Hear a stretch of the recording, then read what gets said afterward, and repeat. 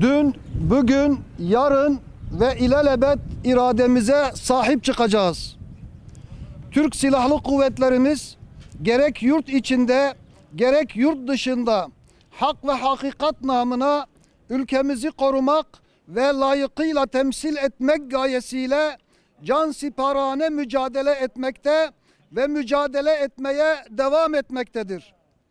Türk Silahlı Kuvvetlerimizi asla temsil etmeyen 104 emekli amiralin haddini aşan bu bildiriyi yayınlaması ülke gündemini gereksiz meşgul etmiş ve düşman sevindirmekten başka bir işe yaramamıştır.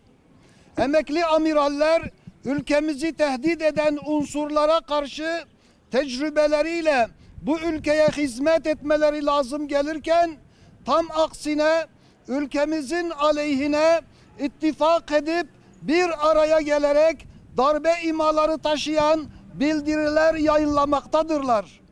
Son bir asırdır sürekli darbe ve muhtıralarla yıpratılmaya, yok edilmeye çalışılan fakat inayeti ilahiye ile muhafaza edilen bu ülkede amirallerin böyle bir bildiri yayınlaması asla kabul edilemez. Anlaşılan o ki bu bildiriyi yayınlayanlar 15 Temmuz'da darbecilerin yediği tokadı unutmuş, bu Necip milletin ittifak edip devletin yanında duracağını düşünmemiştir. Hiçbir şekilde darbeciler bu ülkede istikbalimizi yok edemeyeceklerdir. Bunu herkes bilmelidir.